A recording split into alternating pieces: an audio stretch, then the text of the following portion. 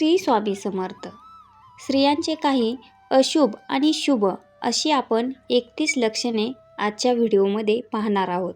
मित्रांनो, आपल्या हिंदू धर्मामध्ये प्रत्येक स्त्रीला लक्ष्मी समान मानले जाते, परंतु त्यांच्या शरीरावरील असलेल्या खुणांवरून शुभ की अशुभ असे तर्क लावले जातात. त्याबद्दलची काही लक्षणे आज आपण जाणून घेणार आहोत. ज्या महिलांच्या पायाची नस दिसते अशा स्त्रिया शुभ मानल्या जातात आणि कुटुंबासाठी शुभ असतात.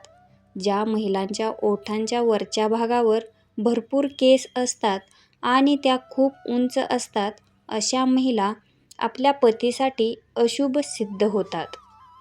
ज्या स्त्रीची जीभ लाल असते आणि जिची जीभ मऊ असते अशा स्त्रीला तिच्या जीवनातील प्रत्येक सुख प्राप्त होते. ज्या स्त्रीचे कपाळ लांब असते अशी स्त्री तिच्या दिरासाठी अशुभ असते.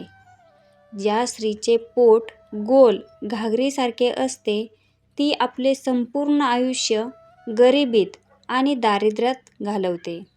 पुढचे लक्षण आहे, ज्या महिलांच्या टाचांवर लांब लचक रेषा असते त्या चोरी करण्यात अतिशय माहीर असतात.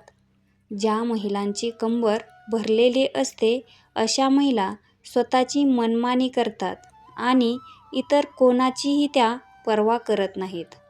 ज्या स्त्रीच्या नाकाच्या पुढील भागावर तीळ असतो अशा महिलांना सुख प्राप्त होते. ज्या स्त्रीचे डोळे पिवळे आणि थोडे घाबरलेले असतात त्यांचा स्वभाव खूप वाईट असतो आणि त्या स्त्रियासाठी अशुभ मानले जाते. ज्या महिलांच्या कानात केस असतात आणि त्यांचा आकार सारखाच असेल तर अशी महिला घरात संकटाचे कारण बनते. ज्या मुलींची बोटे लांब आणि सुंदर असतात अशा महिला आपल्या पतीसाठी खूप भाग्यवान ठरतात. पुढचं लक्षण आहे, ज्या स्त्रीची टाच रुंद असते ती खूप रागीट स्वभावाची असते. धनु, मीन आणि वृषभ राशीत जन्मलेल्या स्त्री खूप भाग्यवान असतात. त्यांना खूप कमी प्रयत्नात यश मिळत असते. त्या खूप भाग्यवान असतात आणि त्यांना खूप कमी प्रयत्नात खूप यश मिळतं. ज्या महिलांच्या पायाचा मागचा भाग खूप जाड आणि उचलण्यास प्रवण असतो आणि त्या भागातील शिरा फुगलेली असते अशा स्त्रियांसाठी घरासाठी शुभ मानले जात नाही.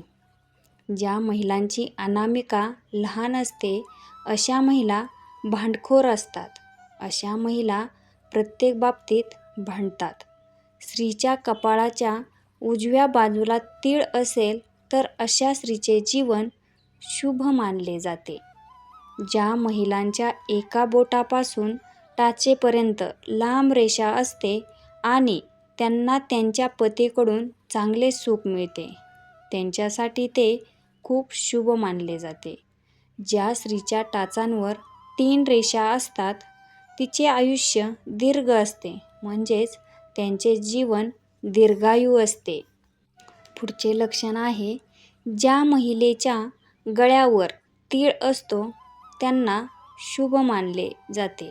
त्या महिला उच्च पदापर्यंत पोहोचण्याची शक्यता खूप जास्त असते.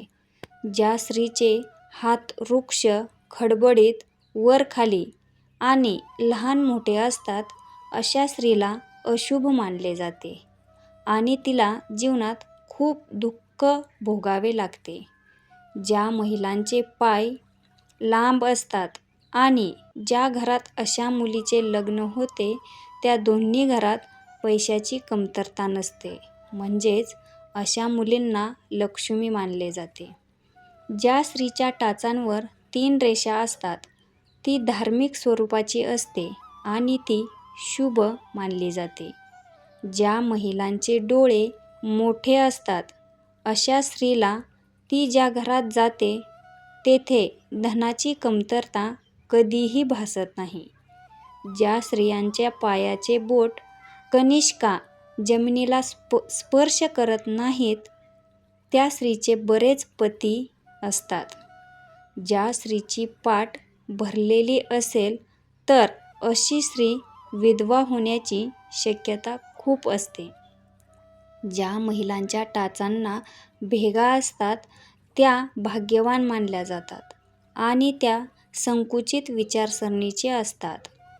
ज्या स्त्रीची मान जाड असेल तर तिला वैधत्याचे कष्ट सहन करावे लागते. ज्या स्त्रीची मान जाड असेल तर तिला वैधत्याचे कष्ट सहन करावे लागतात.